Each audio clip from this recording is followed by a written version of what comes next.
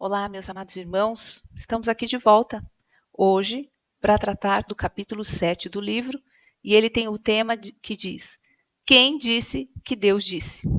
Então, o autor vai começar esse capítulo da seguinte maneira: ele vai dizer, hoje em dia, a necessidade mais urgente do ministério profético não é a capacidade de ouvir a voz de Deus com maior clareza. Por mais importante que isso seja, a necessidade mais urgente é a igreja instruída nas questões teológicas e que conheça a Bíblia o suficiente para julgar e avaliar de modo eficaz tanto a origem quanto o significado de sonhos, visões e impressões subjetivas. Então, o que ele está dizendo é que, dentro das comunidades proféticas, há uma necessidade de que o conhecimento bíblico profundo ele aconteça. Porque muitas vezes as pessoas se dão por contentes, né? Somente com a revelação através da profecia. E isso coloca em risco todo o mover do Espírito Santo através do dom de profecia. Ele continua dizendo que o que mais acontece também é essa falta de diligência e disciplina do estudo bíblico da palavra de Deus escrita. E alguns chegam a acreditar que é mais fácil receber orientação através da profecia ao invés da Bíblia. Então, imagina só alguém ficar com esse nível de dependência de uma palavra profética, onde ela não busca a palavra de Deus para alimentar o seu coração, para nortear seus valores, o seu entendimento, mas ela acaba sendo refém de alguém que precisa ser o mensageiro, né?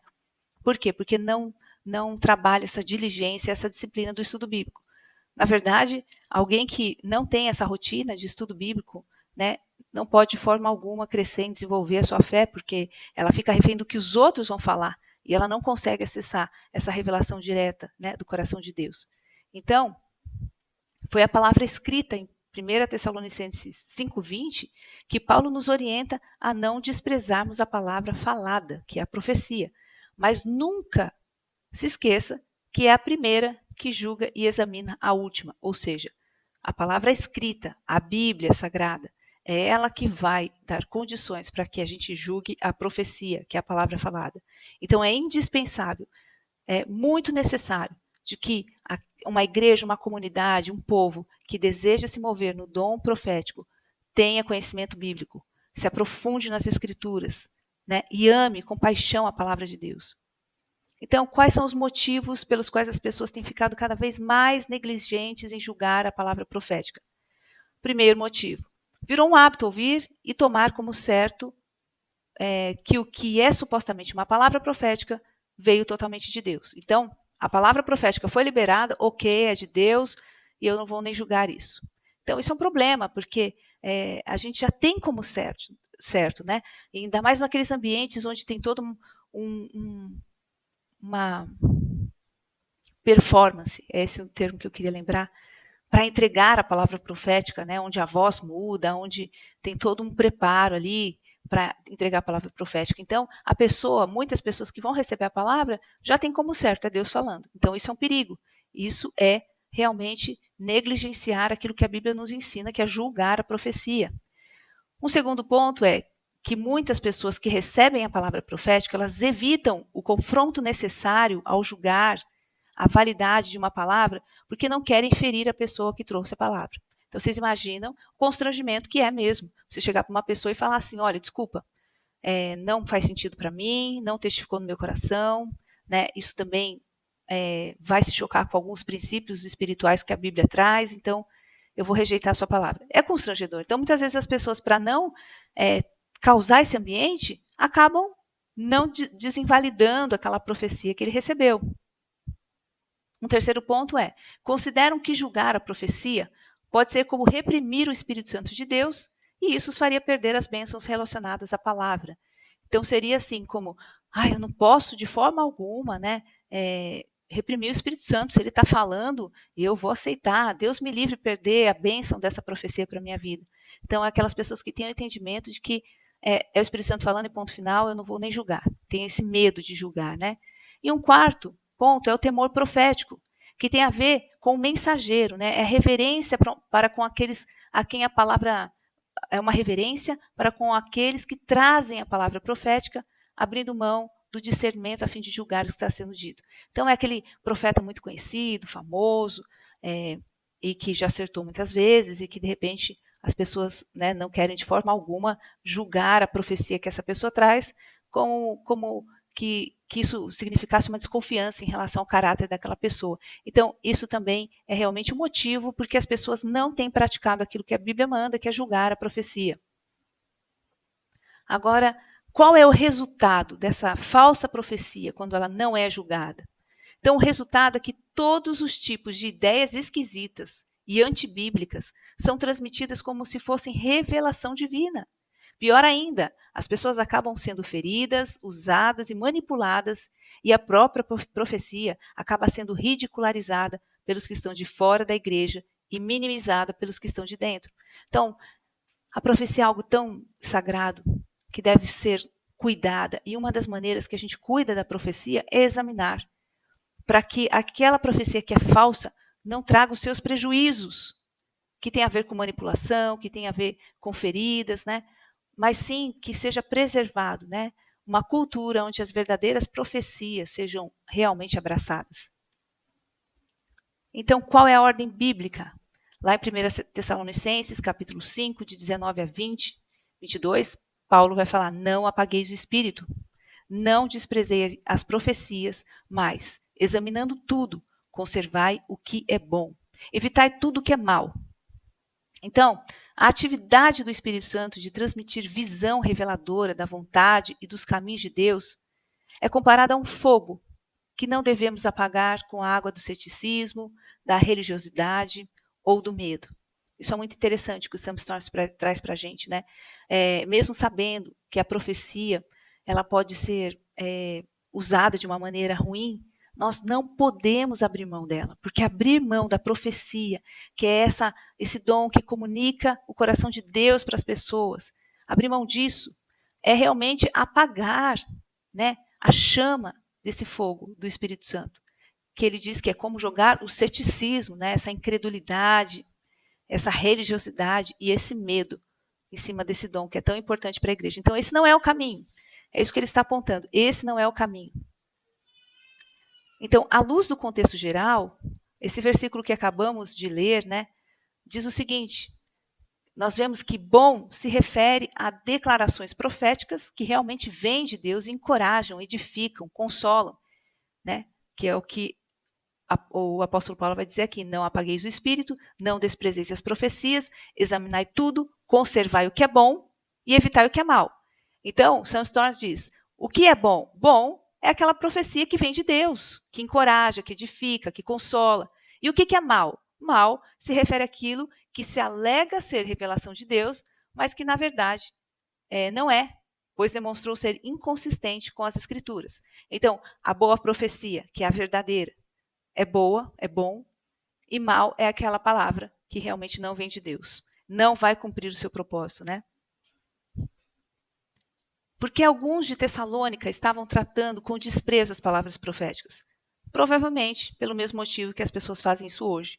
Sem dúvida, foi o mau uso do dom profético em Tessalônica, levando alguns a pedir por sua eliminação completa. Alguns podem ter usado o dom profético para controlar a vida de outras pessoas ou para aumentar sua esfera de influência e poder na igreja. Então, vocês imaginam, lá na igreja primitiva, tudo tão recente, e o dom de profecia já era mal utilizado, né, para promover manipulação, controle, trazer aquilo que não era do coração de Deus, que não era verdadeiro, né?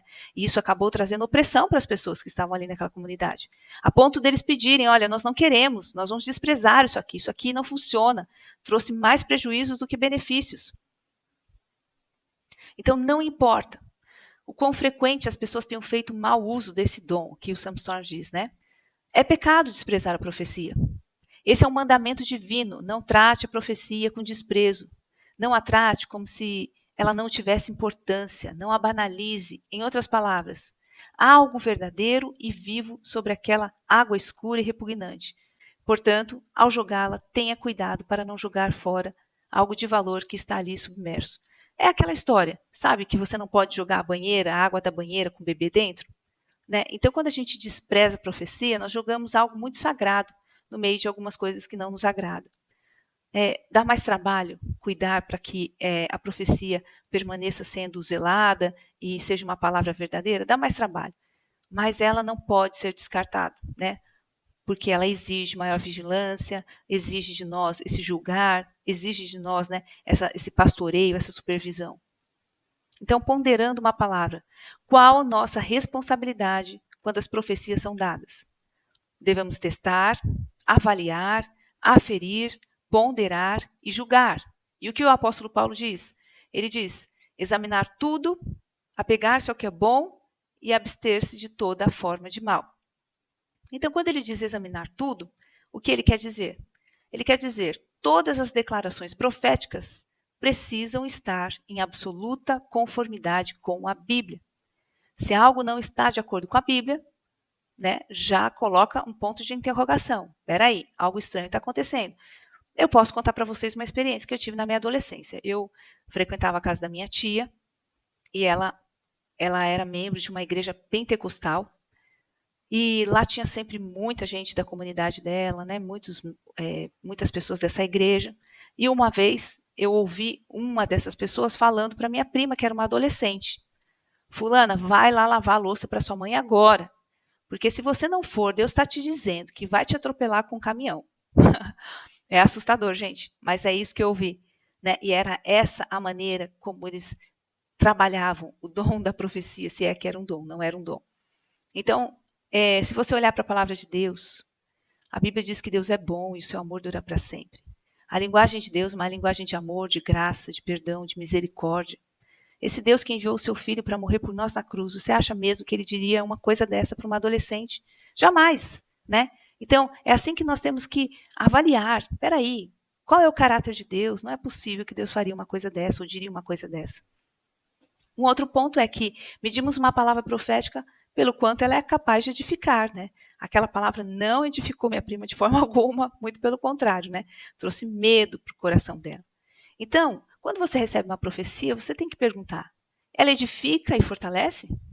Ou ela destrói, cria desunião, medo, dúvida e autodesprezo? Gente, quanta palavra de profecia há assim nas igrejas onde parece que Deus é um fofoqueiro, que adora picuinha, que adora falar mal dos outros. É uma coisa horrorosa, sabe? É sempre prevendo confusão, é sempre prevendo traição, é sempre prevendo todo tipo de desgraça, que deixa todo mundo de orelha em pé, que deixa todo mundo confuso, perturbado.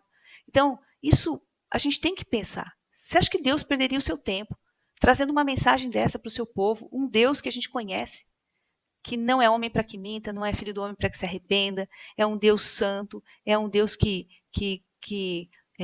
cumpre com todas as suas palavras, com todas as suas promessas, né? Um Deus que não mente, jamais. Então, o que essa mensagem profética está dizendo? Essa palavra tende a exortar, encorajar? A palavra tende a consolar ou leva ao desespero? Né? Porque é o que mais a gente ouve, infelizmente, principalmente dentro das comunidades mais pentecostais, é que Deus vai descer alguém à sepultura. É que Deus vai trazer juízo. Né? Então, que essa palavra vai trazer para o coração da pessoa? Desespero. Eu já vi, você já deve ter visto no YouTube, aquelas profecias onde uma pessoa é exposta à humilhação, à vergonha, a uma situação vexatória, onde o suposto profeta pega no cabelo da irmã e diz que Deus viu que ela cortou as pontas e que por isso vai trazer juízo sobre ela. Coisas absurdas, né? Como é que pode a gente achar que o coração de Deus é esse? Então, se a palavra, essa palavra tem que ser realmente examinada, né? Se ela vai consolar ou se ela vai levar a pessoa ao desespero. Então, se a palavra for, por exemplo, uma previsão, você vai ter que esperar que ela se cumpra para ver realmente se aquilo que foi profetizado vem de Deus. E essa palavra profética, ela também passa por 3 testes. Segundo o autor, o teste do amor. O que está escrito lá em 1 Coríntios 13 sobre o amor? Né? Essa lista que Paulo trouxe, o amor que tudo sofre, tudo crê, tudo espera, tudo suporta, né? Que não arde em ciúmes, não se ensoberbece, não deseja mal. Então, o teste do amor tem que ser aplicado a essa profecia, para ver se ela se encaixa dentro dessas diretrizes. O teste da comunidade, que é o quê? Você pegar essa profecia e submetê-la a pessoas habilitadas da comunidade para avaliar, pessoas maduras, pessoas com conhecimento bíblico, para avaliar a profecia e ver se realmente ela está de acordo com a palavra de Deus. Um outro teste é o teste da experiência pessoal. Nós vemos que, por exemplo, Paulo recebeu uma profecia sobre os perigos que o aguardavam em Jerusalém. Ele avaliou e respondeu com base naquilo que ele já tinha ouvido de Deus. Né? Vocês sabem que Paulo ele foi alertado por muitos da igreja, mas ele já tinha uma convicção no seu coração. Esse texto está em Atos 21, capítulo 3, diz: e quando avistamos Chipre, deixando à esquerda, navegamos para a Síria e chegamos a Tiro, pois o navio ia ser descarregado ali. Encontrando os discípulos, demoramos-nos ali 7 dias, e pelo Espírito, eles diziam a Paulo que não fossem para Jerusalém. Então foi o primeiro alerta, né? Paulo, não vá para Jerusalém, não vá para Jerusalém. Aí, se a gente vai mais um pouquinho para frente do texto, nós vamos ver. Demorando-nos ali muitos dias, um profeta chamado Ágabo desceu da Judeia. Ele veio encontrar-se conosco, pegou o cinto de Paulo e, amarrando-o aos próprios pés e mãos, disse: o Espírito Santo diz, assim os judeus em Jerusalém amarrarão o homem a quem este cinto pertence e os entregarão nas mãos dos gentios. E quando ouvimos isso, suplicamos a Paulo, tanto nós como as pessoas. Tá difícil porque tá ruim aqui, tá muito pequenininha a letra. As pessoas daquele lugar que não se submeter, não fosse a Jerusalém. Então, o que Paulo respondeu? Ele respondeu, né? Que fazer chorando e se entristecendo? Porque eu estou pronto não só para ser amarrado, mas também para morrer em Jerusalém pelo nome do Senhor Jesus. Então, Paulo foi alertado, não foi só uma vez, né? Foram duas. A igreja ficou empolvorosa ali, pensando, puxa vida, Paulo vai sofrer toda uma situação de risco, de perigo e até de morte, né? Mas Paulo, no meio de todo esse alarde, ele tinha uma convicção no coração dele. Deus já tinha dito a ele, né, que isso iria acontecer. E ele já, ali na sua intimidade com o Senhor, disse: Senhor, eu estou pronto. Envia-me, faça o que quiser de mim. Então, muitas vezes, a profecia, ela vem para confirmar algo que Deus já te disse. A profecia vem para te dizer algo que você, já na sua intimidade com o Senhor, no seu tempo de oração, foi alertado. Que pode ser uma coisa muito boa, não precisa ser uma coisa assim tão difícil como a que Paulo recebeu do Senhor, né? Mas ela vem para confirmar. E você, quando você já tem essa convicção que veio do Senhor antes, você não precisa corresponder como aqueles mensageiros que entenderam que aquilo era um recado para que Paulo não fosse. Paulo não entendeu que era um recado para que ele não fosse. Ele entendeu que era um recado só confirmando o que Deus já tinha dito. Mas ele já sabia qual era a decisão. Eu vou. Né? Essa era a decisão de Paulo. Então, outro ponto é apegar-se ao que é bom. Então, após determinar que a palavra é boa, bíblica, que cumpre os critérios e que, portanto, provavelmente vem de Deus, nós acreditamos nela, obedecemos e a preservamos. Né? É a grande questão, que nós zelamos por essa profecia. Então, você pode anotar no caderno, né? No seu caderno de oração, e dizer: Senhor, recebi essa palavra tua aqui, eu vou orar para que isso se cumpra na minha vida, eu vou corresponder com ela. Por quê? Porque ela já passou pelo teste, ela é uma palavra boa. E abster-se do mal. Então, devemos evitar todo tipo de declaração profética que seja má e não esteja de acordo com as Escrituras, que não edifique, encoraje, exorte e console. Então, essas profecias, né? Mas a gente pode trazer aqui alguns exemplos.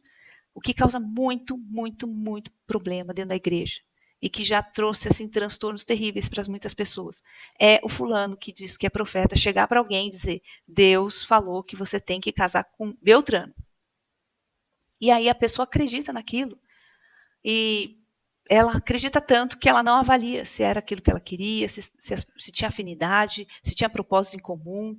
E ela casa com aquela pessoa por causa da profecia, o outro também é pressionado pela profecia. Deus falou, se Deus falou, vocês têm que obedecer. E aí casam, e realmente o casamento não é fácil para ninguém. Agora imagina um casamento que foi construído em cima de uma falsa profecia, né? É um relacionamento que não dá certo, começa a ter muitos problemas e se transforma assim num pesadelo. Isso é o que a gente vê com muita frequência dentro desses ambientes onde a profecia não é julgada.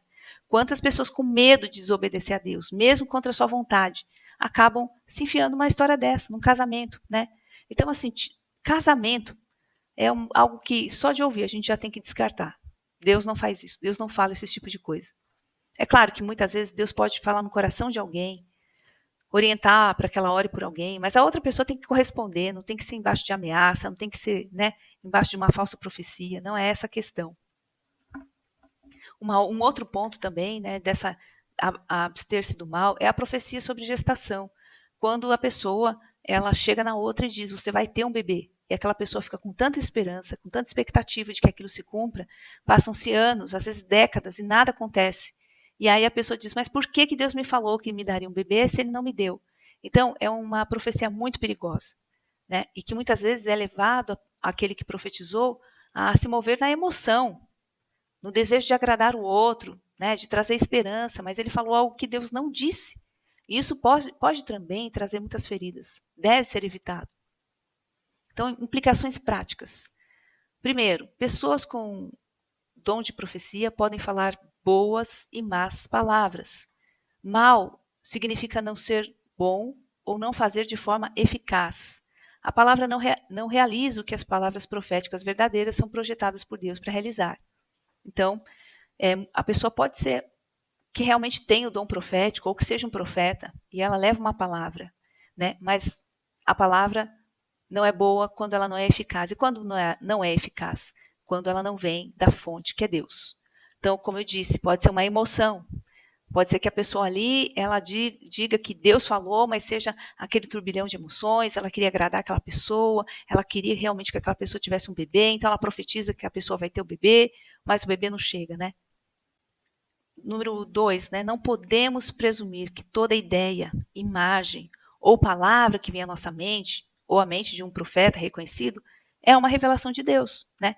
Então, assim, precisa ser muito maduro para conseguir discernir o que é minha ideia, o que é minhas emoções e o que é Deus falando. A gente confunde muito isso, até que haja essa maturidade para discernir, peraí, isso aqui é minha emoção. Eu gosto dessa pessoa, eu gostaria que ela ouvisse isso de Deus.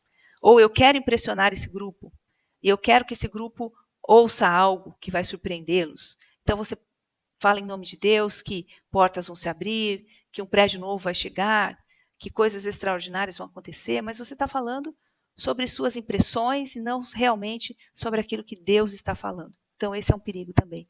E número 3, há uma grande diferença entre profetizar falsamente e ser um falso profeta. Que o falso profeta, ele é mal intencionado, né? Ele é aquele lobo disfarçado de ovelha. É uma pessoa que propositalmente, né, manipula e fala mentiras. Agora, a pessoa que profetiza falsamente é aquela que pode ter imaturidade, pode ter essa necessidade de realmente ser aprovada numa situação em que ela se sente cobrada, ou pode ser norteada pela emoção e confundir aquilo que Deus está dizendo com as suas próprias ideias, né? Emissão de julgamento. Então, qual a natureza desse julgamento a ser emitido? Não é determinar se a declaração é do Espírito ou do diabo, mas se ela é compatível com o que o Espírito já disse, nas Escrituras, na tradição apostólica e assim por diante. Então, quando a gente julga uma profecia, a gente tem que considerar o que o Espírito Santo já disse através das Escrituras, da tradição apostólica e através desse seu tempo de intimidade com Deus. Então, o que o Espírito Santo já te disse, né? Você imagina se alguém tem um chamado, ela teve experiências profundas com Deus sobre esse chamado, não foi uma, nem duas, nem três vezes em que orando ela sentia essa convicção, ela tem toda uma jornada com Deus, onde ela tem buscado se preparar para esse chamado, e de repente alguém chega para você e diz, olha, Deus não quer que você siga um ministério. Né? Então, assim, você tem que avaliar, peraí, eu preciso julgar a natureza disso, né? Eu preciso perceber como é que Deus me disse isso tantas vezes e alguém agora está me dizendo o contrário. Então, o Sam diz, minha esperança é que cada um de nós determine em seu coração não ser um cético que acaba apagando o fogo do Espírito Santo, nem um tolo que ingenuamente acredita em tudo que é dito. Então, essa é a questão. Não é desprezar, ter repulsa, né, para a profecia, para o dom da profecia, mas sim abraçá-la com cautela. Porque o outro extremo é ser tolo, é ser ingênuo, é acreditar em tudo.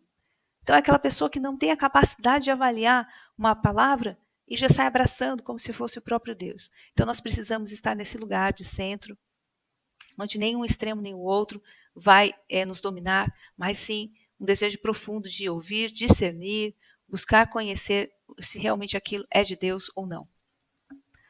Agora, aqui no finalzinho do livro, desse capítulo, o autor traz algumas questões sobre argumentos, né, para a profecia nos dias de hoje. Eu vou ser bem rápida com isso aqui, porque nós falamos já muito sobre cessacionismo na igreja, o pastor Márcio já pontuou isso bem claramente. É só uma questão de que esse autor, esse teólogo Richard Gaffin, ele defende o ponto de vista cessacionista e ele faz objeções à possibilidade de uma revelação pós-canônica, com base na ideia de que seremos obrigados a atendê-la e nos submetermos a ela tanto quanto as escrituras. Então, o que ele entende? Olha, o cânon, que é o conjunto de textos bíblicos, né, que a gente tem desde Gênesis a Apocalipse, esse cânon já foi fechado, ele foi concluído. Então, não tem como mais ter profecia, né? Ele entende que isso não é possível. Mas aí, o que nós vemos? Que o apóstolo Paulo vai orientar a igreja, né, a fazer declarações proféticas quando esse cânon ainda não é formado, não está completo, né? Então, se a revelação não canônica não era uma ameaça para autoridades definidas nas escrituras em sua forma emergente, também não deve construir uma ameaça para as escrituras em sua forma final. Ou seja, né, se nós hoje temos o conjunto todo de textos sagrados formando a Bíblia, nós temos a Bíblia como uma base para ir lá avaliar, ver o que o texto bíblico diz e pensar, puxa, olha só como é a mente de Deus, olha o caráter de Deus, olha como Deus se move, olha aqui quais são as leis espirituais, quais são os princípios espirituais. Se a gente já tem todo esse privilégio, e nós não podemos, segundo esse teólogo, considerar a profecia válida, quanto mais aqueles do texto do livro de Atos, né, quando Paulo está ali em Tessalônica orientando para que não desprezassem a profecia, porque ali eles tinham uma pequena parte dos textos, né, ainda o Novo Testamento estava sendo escrito, então seria mais perigoso para eles, porque eles não têm todas essas referências bíblicas, né, para usar como uma ferramenta e avaliar a profecia. Agora, nós estamos sendo privilegiados de já ter o cânon todo completo. Então, na verdade, o que esse teólogo está falando que é um perigo, na verdade, não é um perigo. Na verdade, nós temos essa possibilidade, né, esse privilégio de poder acessar a Bíblia por completo e, a partir dela, fazer o julgamento da profecia. Então, a possibilidade de Deus falar além da Bíblia, seja para orientação, exortação, encorajamento ou convencimento do pecado, não representa uma ameaça à suficiência que ela reivindica para si. Então é isso, né? O fato do cânon já estar fechado não significa que nós teremos que desprezar a profecia, muito pelo contrário. A palavra de Deus agora, completa, ela é uma ferramenta poderosa para que a gente possa, sim, julgar as profecias de forma adequada. Então, eu finalizo aqui a aula do capítulo 7, fui bem pontual nesse último questionamento que ele trouxe e espero que vocês tenham um GA incrível, cheio da presença do Senhor. Sejam todos abençoados em nome de Jesus. Até mais.